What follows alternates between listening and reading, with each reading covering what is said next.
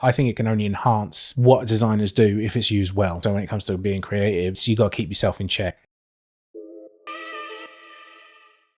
Tell us a little bit about a project you've recently worked on. Probably the most recent one I've worked on is SG Brewing Co. Really exciting. Sorry, yeah, I got the t-shirt. Got the t-shirt. I'm colour matched as well. To be honest, I'm on brand. Yes, it's been an exciting project. Not only did I have a personal interest because I drink way too much beer myself, but having met the guys and seen the backstory and everything, I think it's a great project that I'm really excited to be involved in. And I think for us, working on a B2C brand, we don't get to do that often. No, that's true. It's also a brand new business, so you haven't really got anything to go off, especially in the design stage. There's no brand before, is there? No. It's completely fresh. It was and I just use the term origin story because the lead guy, Nicky, had a bar called the Staggering Goat. I think they've done a really great thing of bringing it to life and making it something that can attract people and sort of is relatable rather than a lot of beer brands that are quite corporate, I guess. I suppose corporate's not the right idea, but it's not about lifestyle, is it? And let's face it, you drink as part of lifestyle. Yeah, 100%. So when you're approaching a project like SG, how does that differ in the design process to you approaching, I don't know, like a finance client or a property client? I never like to do things corporate if I can help it, but there is guidelines you sort of follow with those sort of clients, the high-end clients, or because it's about people trusting them with high-end investments, or so it's got to be more serious. You can add whimsy to it, but it's got to be more structured. But with SG, it's been more about them and their personalities coming through, and the characters of the goats themselves bringing life to what in fact is just a product. But instead of just, this is a beer that tastes like this is about this goat. This is about Rupert. This is his story and what he would like to drink. It's a brand experience, isn't it? And that's something we talk about a lot. And that starts at the design stage, doesn't it? Really, it does. And so I had to approach it in a way that was more creative, which is nice for me because I don't often get to do it, but also selling a product, which I don't often get to do. I get to sell a company or a person, but selling a product is different. So I had to think of it from product backwards, but also from their origin, from their story, from their personalities forward. So sort of met in the middle somewhere. It was an interesting challenge, I suppose. It was a challenge. In terms of different design deliverables, how does your approach change when it comes to maybe designing, for example, bottle packaging to, an out of home or something different like that? So with each deliverable, it serves a different purpose. And I'm lucky enough that I learned a lot from a sign writer once upon a time. So I understand packaging branding is different from outside, external signage, posters, something that's got to be eye-catching, memorable at a glance, using your subconscious to sort of retain the information.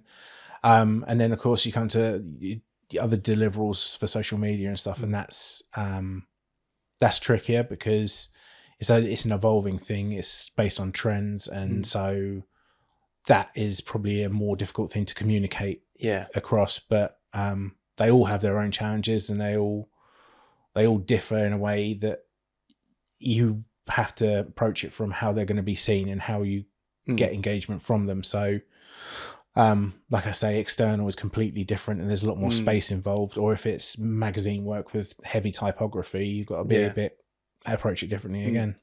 What elements of designing do you find the most enjoyable, and what are the biggest challenges you think when it comes to designing? To be honest, the biggest challenges are usually the most enjoyable as well. It's a double-edged sword with all of it. So being creative is wonderful, really enjoyable, and you can let free, but then you have a client's brief to maintain. You have to be able to articulate your design concept and your theory to the client, and it needs to actually, I have to use my expertise to guide the client to what is actually best for their end user rather than their personal tastes. Yes, 100%. I think that's one thing that we would always try and explain to clients is it's not always what you like, because you may not be the target audience for your product / service. So it's tricky that way. It is, and making them believe you without being pushy, and them understanding that you've done this before, you know what you're talking about, is an art form, and that's a challenge as well. And also when it comes to being creative, you can run too wild, and you got to keep yourself in check, and then sometimes you're given too much freedom and you get blocks, like a writer's block almost, and it's a creative block, and it becomes, again, you're your own worst enemy. You start picking apart what you've done. Everything is rewarding and challenging at the same time, I think. How do you think AI is affecting the role of the designer? Because I know there's a lot of stuff coming in now. There's loads of negativity. But I don't see it. It's understandable that people are afraid that it's going to take their place, but if you've actually ever used it, to come up with a brand or a logo or something that is going to be bang on first time is near impossible. It's not, it can't do that. Not from what I've seen anyway. But the tools that they've included in lots of programs, especially the Adobe suite, is incredible, and it can really enhance what you do, and it can make things that took like a week in Photoshop to get the right thing and to stretch and to manipulate and fill in blank spaces without having to make it, without it looking terrible, is a click now, and it's incredible, and I think it can only enhance what designers do if it's used well. I don't think it's ever going to get to the point where it's going to replace us. What has been your career highlight so far? Oh, that's tough. That is tough. I've done a lot of things that are design related, but in lots of different fields. And the first time I did a shop signage, and I drove down a street and saw it for the first time, like it firsthand, was incredible. And then the first time I did an office refurbishment and ran the design project on that and saw it come to life was amazing. And then the first couple of brands that you come up with are never great as a designer starting out, especially when I went out on my own. It's never been perfect, but the more I do it and the more I work with Be Me especially, we're getting into a groove and we're coming up with some amazing projects. And I think when SG goes live, it's going to be my proudest one. I'm really excited about it. Yeah, really so excited. are we. I can't wait to see it come to life. Yeah, it's going to be, to see it all come to fruition, and what everybody that's collaborating on this can do individually with the things that I've come up with or created or thought about, and it